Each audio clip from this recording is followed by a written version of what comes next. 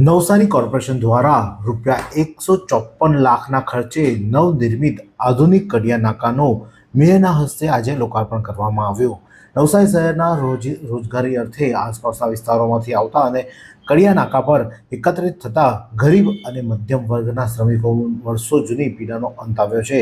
નવસારી મહાનગરપાલિકા દ્વારા શહેરના વિકાસ અને છેવાડાના નાગરિકોની સુખાકારી માટે સતત નવા પ્રકલ્પો હાથ ધરવામાં આવ્યા છે, જેના ભાગરૂપે સ્વર્ણિમ જયંતિ મુખ્યમંત્રી શહેરી વિકાસ યોજના 2024-25ની ગ્રાન્ટ અંતર્ગત નવસારી મહાનગરપાલિકા વિસ્તારમાં અંદાજે રૂપિયા 154 લાખના માતબાર ખર્ચે તૈયાર થયેલા સુવિધા સજ્જ કડિયા નાકાનું ભવ્ય લોકાર્પણ આજરોજ ઉત્સાહભેર સંપન્ન કરવામાં આવ્યું હતું। રોડ પર ખુલ્લામાં ઊભા રહીને મજૂરી કામ માટે રાહ જોતા શ્રમિકોને હવામાનની પ્રકૃતિ અને ટ્રાફિકની ગંભીર સમસ્યાથી બચાવવા માટે કોર્પોરેશન દ્વારા આ ખાસ સુવિધા સભર શેડનું નિર્માણ કરી આજે પ્રજાજોગ અર્પણ કરવામાં આવ્યા છે। ત્યારે આ પ્રસંગે નવસારી મહાનગરપાલિકાના મેયર અશોક ધોળકિયા શું કહી રહ્યા છે, આવો સાંભળીએ। આજરોજ નવસારી કોર્પોરેશન દ્વારા જે રોડ પર ટ્રાફિક થતો હતો, જે શ્રમિક લોકો છે, કડિયાનું કામ કરે છે, એમની સાથે મજૂરીનું કામ કરે છે।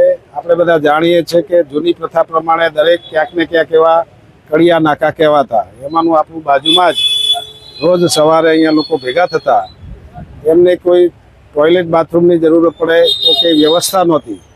વરસાદ હોય, તડકો હોય તો મહાનગરપાલિકા દ્વારા એમની આ માન્ય નરેન્દ્રભાઈ મોદી, આપણા દેશના વડાપ્રધાન, જે છેવાડાના માણસની ચિંતા કરે છે, એને ધ્યાને રાખીને કોર્પોરેશને આ જગ્યાની અંદર સરસ મજાનો શેડ બનાવ્યો છે।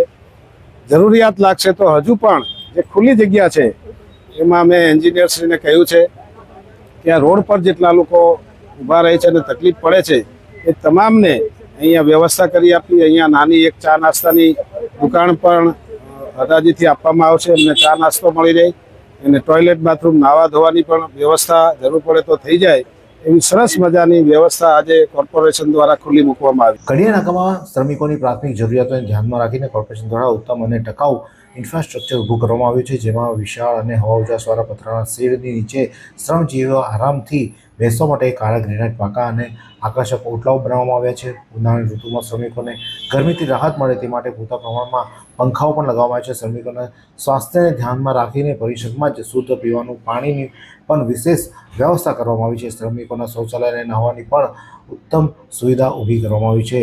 પુરુષો માટે અને દિવ્યાંગો માટે પણ વિશેષ શૌચાલયની અલયથી સગવડ ઊભી કરવામાં આવી છે। અદ્યતન શટરવાળી રોલિંગ દુકાન બનાવવામાં છે, જ્યાં સવારના માટે શ્રમિકોને ખૂબ જ સસ્તા અને વ્યાજબી ભાવે ગરમ ચા અને પૌષ્ટિક નાસ્તો મળી રહે તે માટે ટેન્ડર પ્રક્રિયા પણ હાથ ધરવામાં આવશે। નવસારી મહાનગરપાલિકાના સંવેદનશીલ અને જનહિતલક્ષી પ્રયાસ છેવાડાના શ્રમિકોના જીવન ધોરણને વધુ ગરિમાપૂર્ણ અને સરળ બનાવવા માટે સીમાચિહ્નરૂપ સાબિત થશે, તેમ નગરજનો અને શ્રમિક સંગઠન દ્વારા આ પ્રસંગે જણાવવામાં આવ્યું હતું। આ જ પ્રકારના અવનવા સમાચાર માટે જોતા રહો સાંઈ ગ્રુપ સંચાલિત ઝટપટ ન્યૂઝ અને નવસારી લાઈવ। શું તમે શરીરના સાંધાના દુખાવાથી પીડાઈ રહ્યા છો કે પછી તમે કોઈ સ્પોર્ટ્સ ઇન્જરીથી પીડાઈ રહ્યા છો? લકવાની બીમારી બાદની પીડા સહન કરી રહ્યા છો? શું તમને સ્પાઇનલ પ્રોબ્લેમ છે?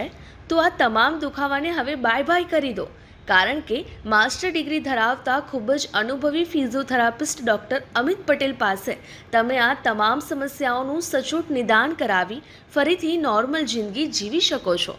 તો સરનામું નોંધી લો, comprehensive care center, DD street, library પાસે, અનુરાગ સારીઝની લાઇનમાં, નવસારી।